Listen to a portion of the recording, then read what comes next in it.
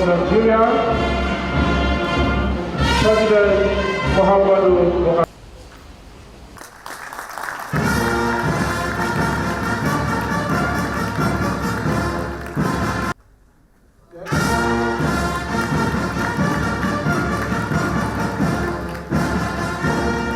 See Nigeria having more resources, which would have hitherto been unscrupulously diverted to tackle our development challenges. Permit me to particularly commend the ICPC and its management for its foresight in introducing and consistently convening the National Anti-Corruption Summit since 2019. Its alignment with one of the 9 priority areas of President Muhammadu Buhari's 9-point governance roadmap, that is fighting corruption and improving governance, provides a necessary condition for effective and efficient utilization of resources that are becoming more scarce as our population grows and demands to satisfy this growing population equally expands.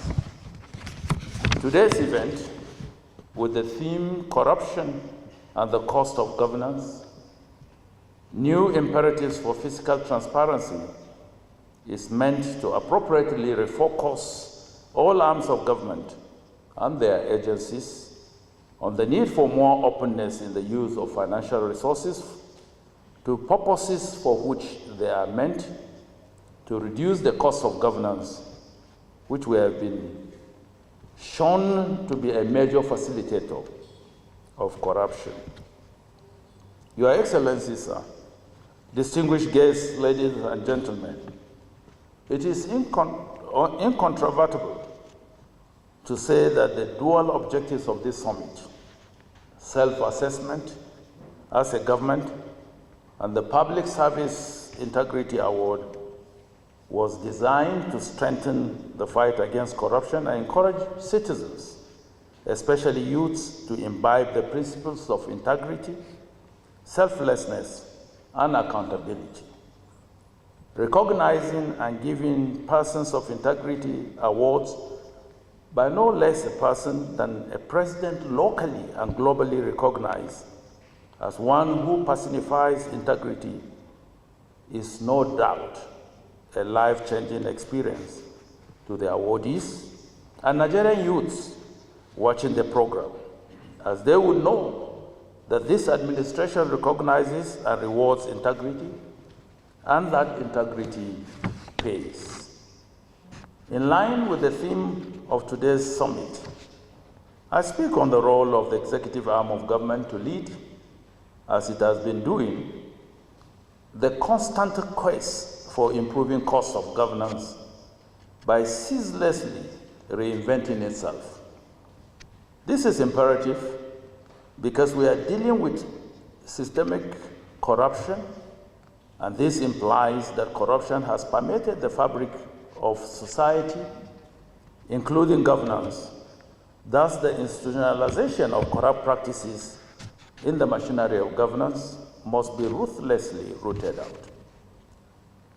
Systemic corruption prevents government from maximizing its potential of providing good governance for the people with available little resources, especially at this time of the COVID-19 pandemic, which is ravaging the world and also disrupting economic activities.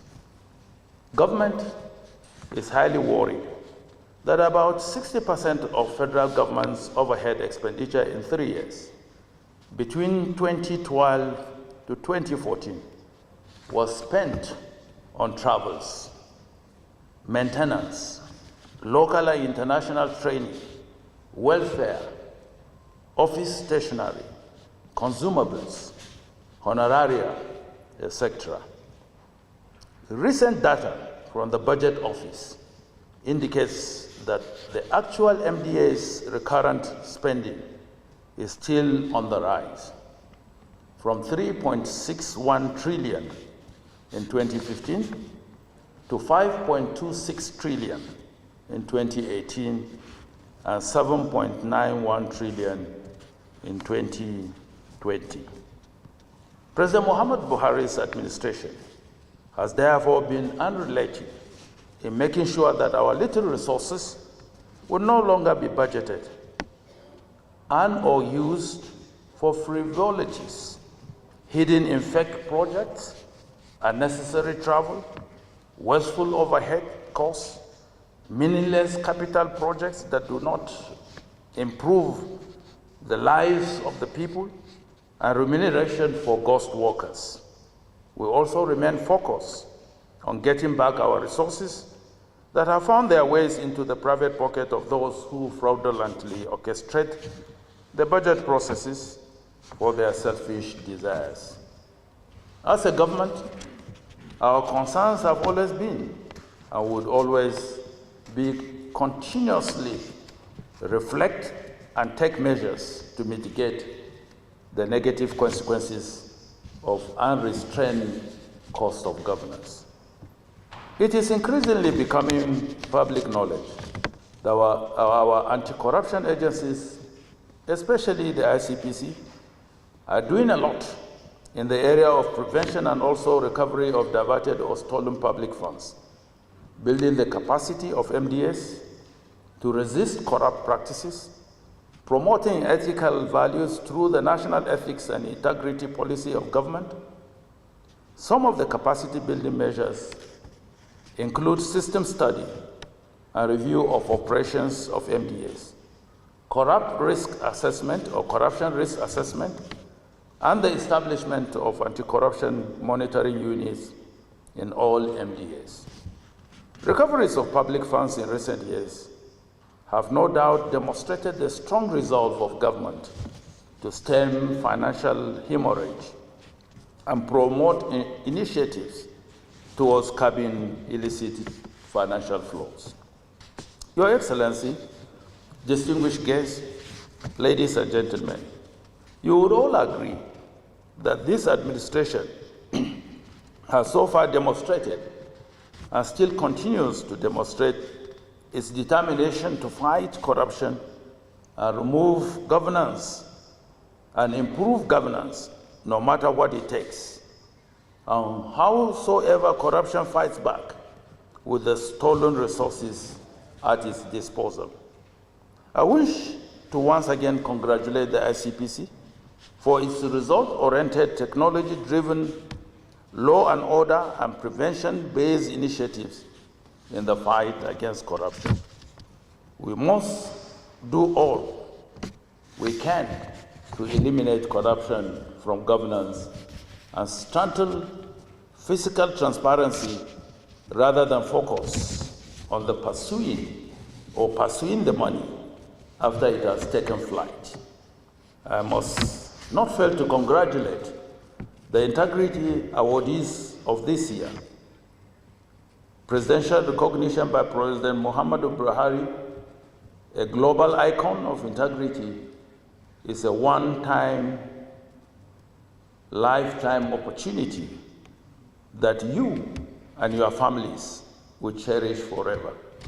Finally, I would like to urge all members of the public to support the anti-corruption agencies in their fight against graft, because the fight against corruption is a collective responsibility for all of us, irrespective of the status and the offices we occupy.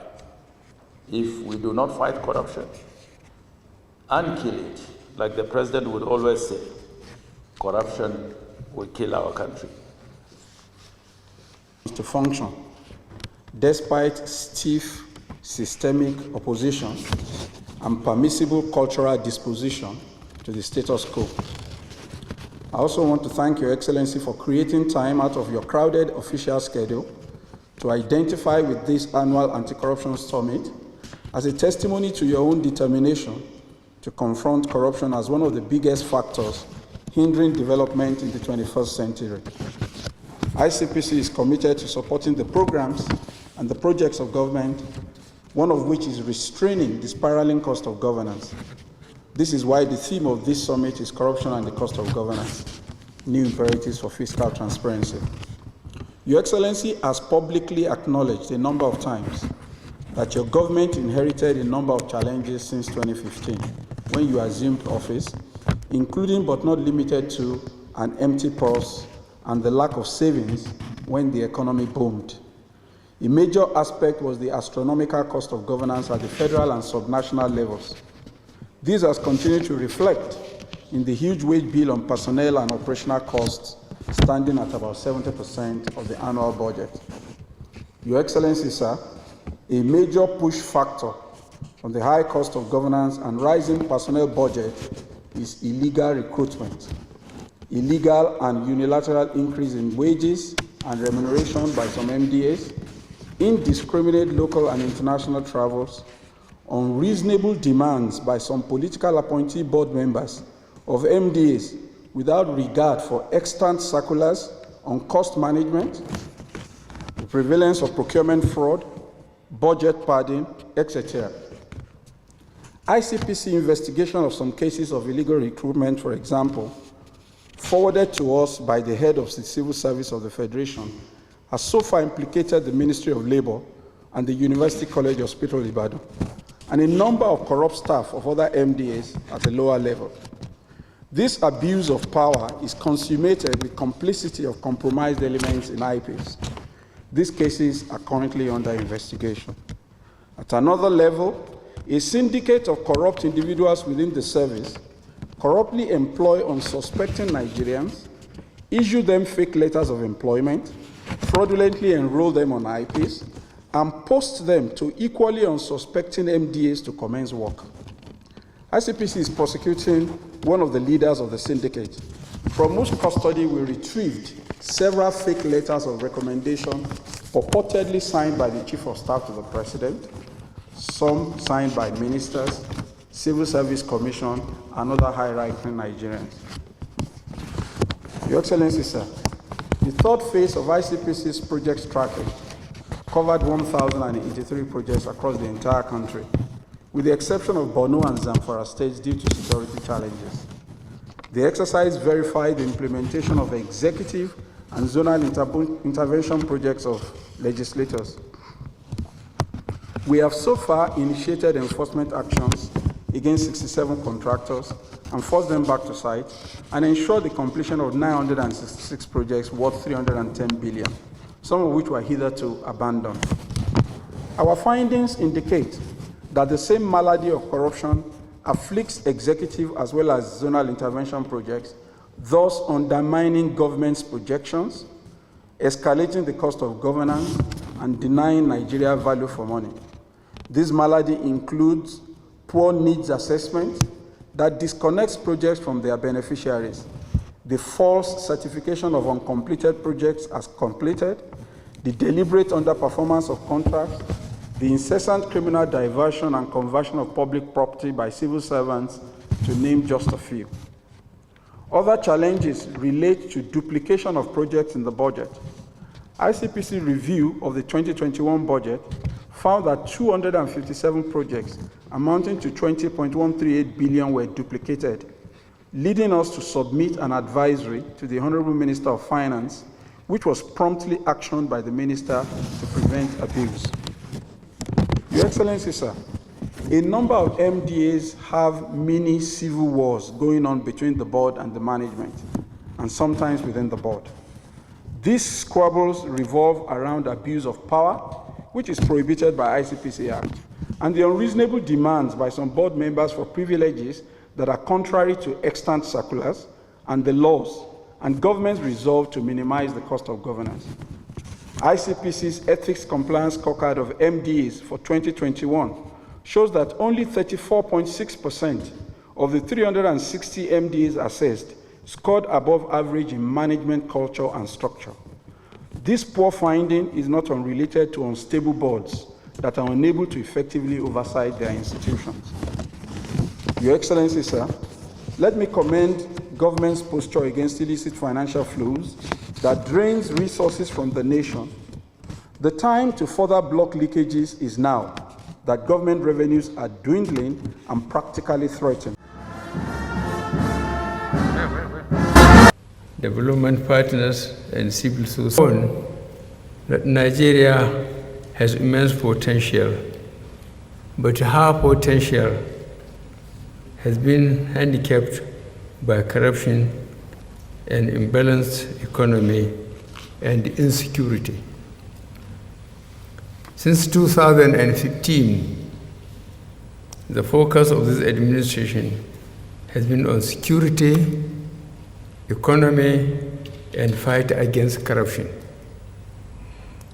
We recognized early in our administration that good governance is a solution to fulfilling our potential. Our first plan to entrench good governance and accountable management of government resources was a strategic implementation plan for the 2016 budget.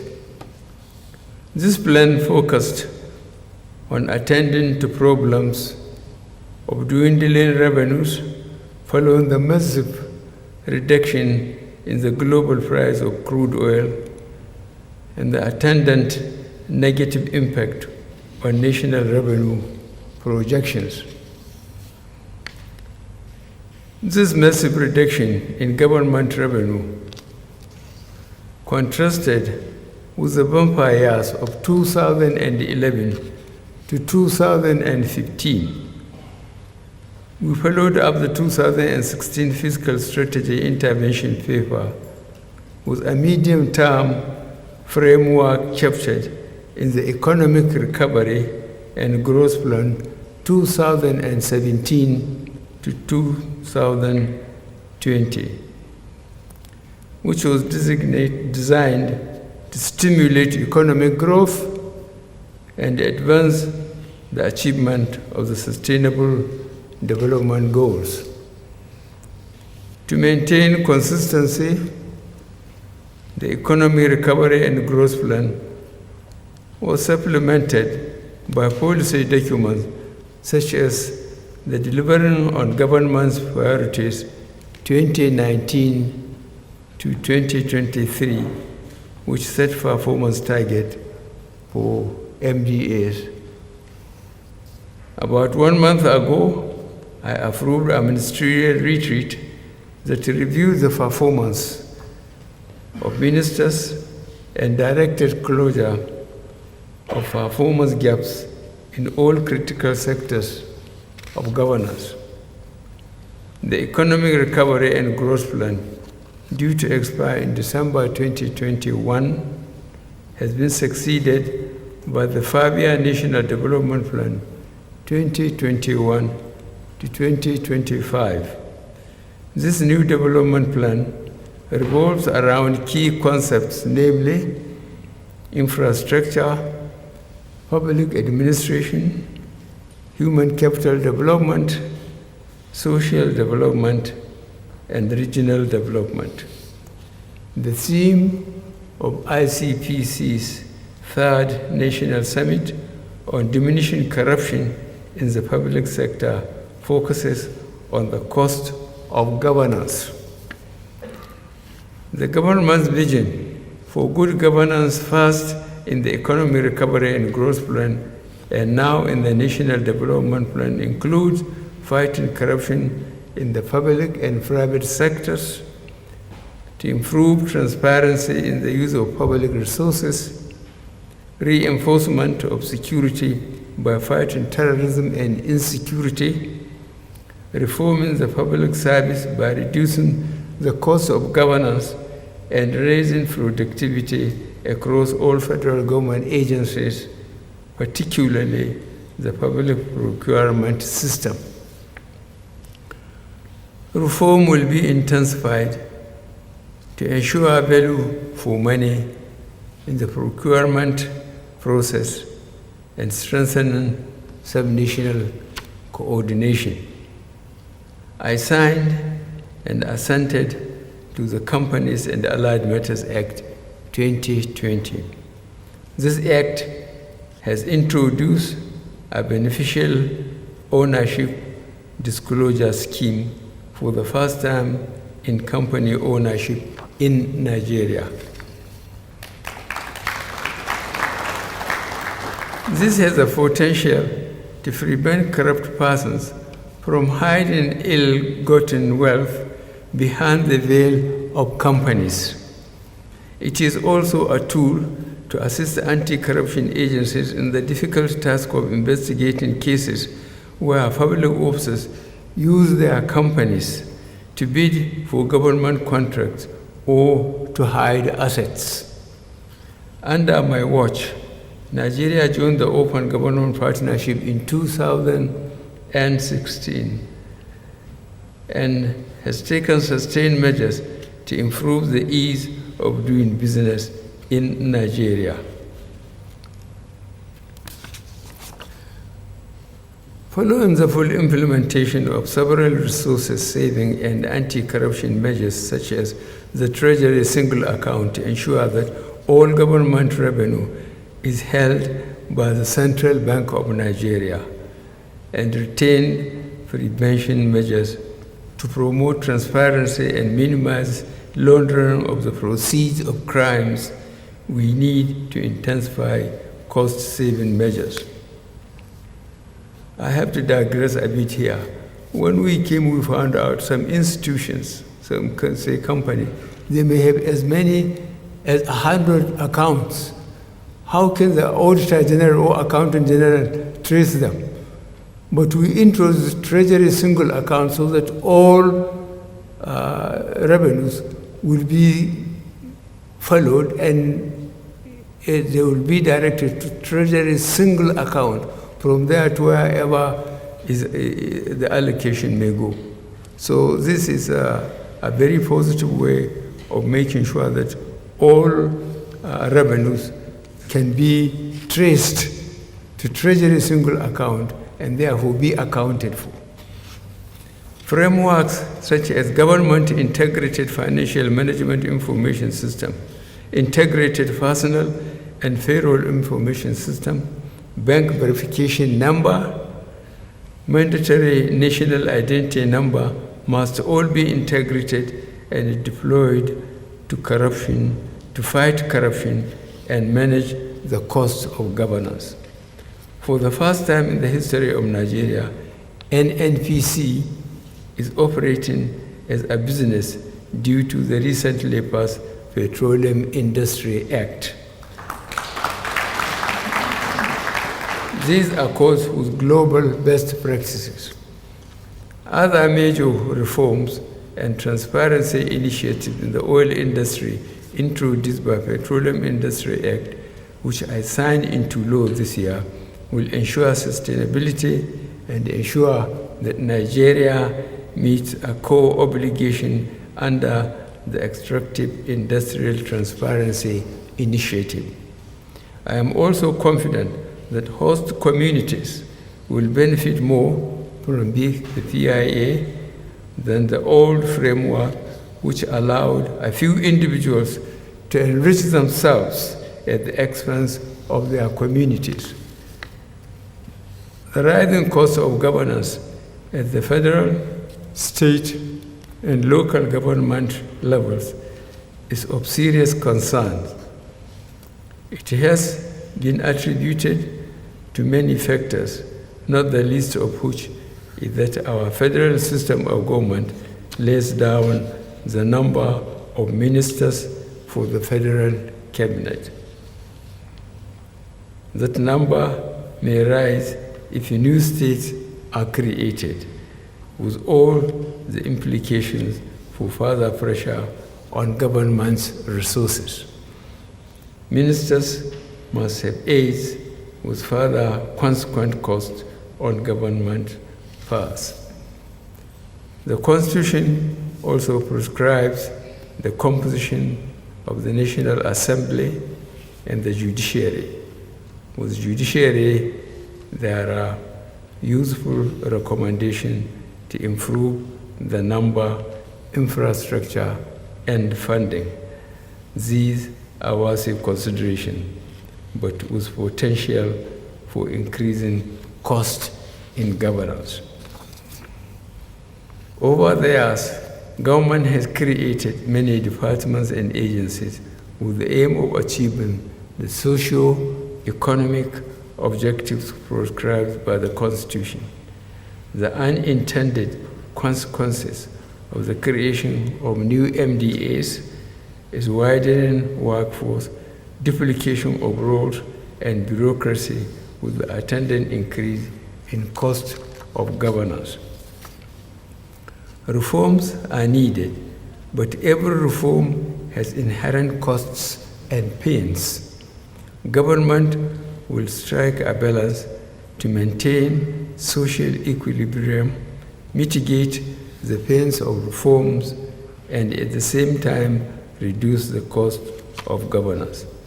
Nonetheless, those who illegally bring in personnel into the public workforce by illegal recruitment, those who paid their personal payroll, those who retain ghost workers must be and will be severely punished. The coronavirus pandemic has created a strain on resources globally. Nigeria has felt the impact more than some other countries because of our dependency on oil for much of our revenue. This government unprecedentedly managed to exit 2 recessions within 6 years, the most recent being the coronavirus pandemic-induced recession through prudent management of our very lean resources.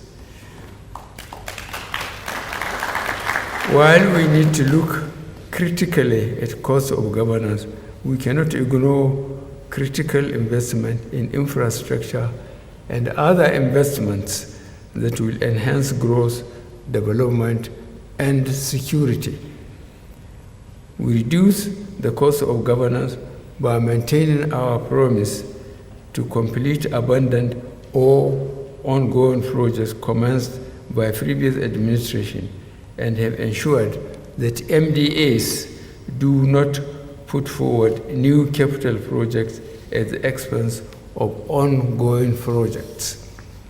Government has, however, noted from the activities of the ICPC that some MDAs have devised the fraudulent practice of presenting new projects as ongoing projects. Necessary action and sanctions will continue against the heads of such errant MDAs. I am confident that ICPC will continue to maintain the vigilance required of her by the ICPC Act in this regard. The summit is auspicious because it reminds us of the negative impacts of unnecessary cost of governance and offers an opportunity for critical stakeholders to offer suggestions on ways to further reduce the cost of governance and promote transparency and accountability in government expenditure. I am delighted that the legislative and judicial arms of government are also under focus on managing the cost of governance because government is a collective and is not the business of the executive branch alone. On the 19th of August 2020, the Federal Executive Council adopted the National Ethics and Integrity Policy, which I launched on 25th of September 2020. I am delighted that some public officers continue not only to demonstrate the core values of ethics, integrity, and patriotism, but have been identified for their sterling anti-corruption disposition in their workplace. Just like I did in 2019 and 2020, I am pleased to recognize and to present the 2021 Public Service Integrity Award to Muhammadu Ahmed, Assistant Commander of Narcotics, NDLEA, for being a man of integrity, and worthy fighter against narcotics, and Mr. Nelson Oji Okoronko of the Federal Ministry of Information and Culture for consistent display of integrity. I am also happy to note the ICPC Official Award to Ikenna Stephen Weke, a Nigerian PhD student from Imo State studying in Japan. He has done Nigeria proud in faraway Japan by displaying traditional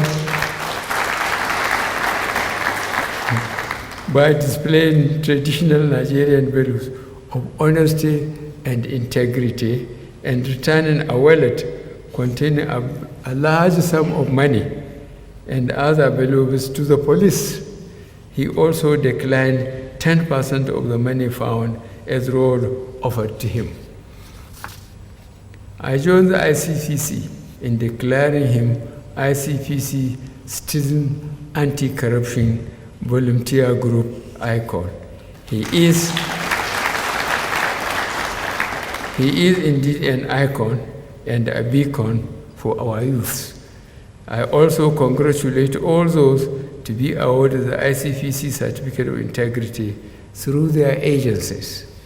Government looks forward to the outcome statement of this summit and further measures to rein in rising costs of governance. I am pleased to declare the summit open, as I wish you fruitful delivery.